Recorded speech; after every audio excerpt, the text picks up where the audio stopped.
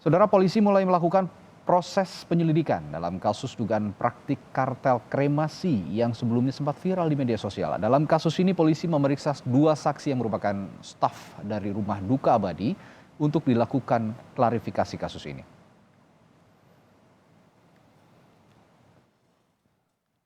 Dugaan adanya kartel kremasi jenazah COVID-19 yang menaikkan harga saat banyaknya korban meninggal di tengah pandemi COVID-19 di Indonesia viral setelah salah satu keluarga korban mengunggahnya dan menyebarkannya ke media sosial.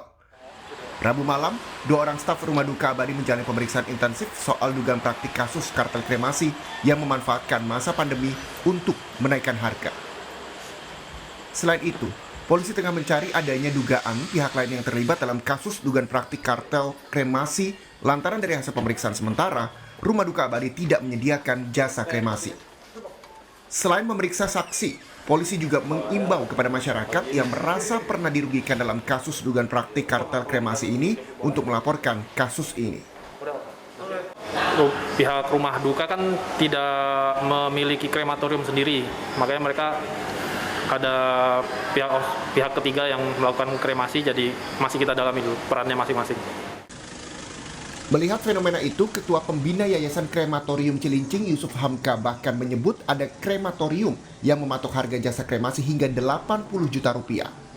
Untuk membantu warga yang membutuhkan jasa kremasi, kini Krematorium Cilincing menerima jenazah COVID-19 dengan proses kremasi pada malam hari. Yang ada izin resmi satu-satunya tunggal adalah di Cilincing. Ya. Kalau ada izin-izin lain yang di Jakarta, pasti izin sementara. Kita melihat saudara-saudara kita banyak yang diperas. Kita marah. Kita sedih. Indonesia sedang berduka. Tega-teganya mereka meras saudara-saudara kita. Jadi teman-teman umat Kristiani, umat Hindu, umat Buddha, jangan khawatir. Kami akan layani kalian 24 jam di Krematorium Dr. Agi Cece Sarjana Hukum ini. 24 jam dengan biaya maksimum 7 juta rupiah. Bagi warga tidak mampu bisa menunjukkan surat keterangan dari kelurahan, nantinya biaya akan dibebankan kepada Wihara Dharma Bakti Petak 9 di Glodok, Jakarta Barat. Kabar kartel jasa kremasi juga disorot Ketua DPRD DKI Jakarta Prasetyo Edi Marsudi. Kami kutip dari Kompas.com, Ketua DPRD DKI Jakarta Prasetyo mengatakan, "Saya minta kepada Kapolda, saya pernah bicara dengan Pak Kapolda hal-hal ini sepertinya lebih jahat daripada narkoba, lebih jahat dari korupsi, tembak mati aja," saya bilang gitu.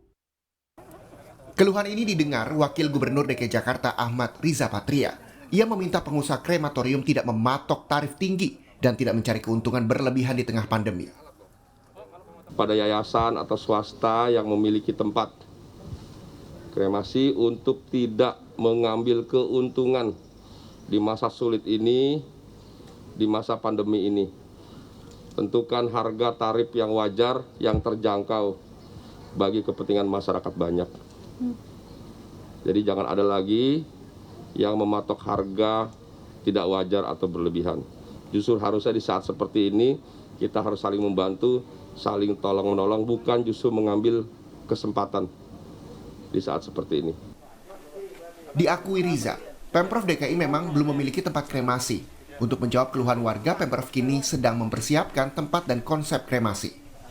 Tentunya dengan harga murah, beban keluarga tak bertambah berat. Tim Liputan, Kompas TV.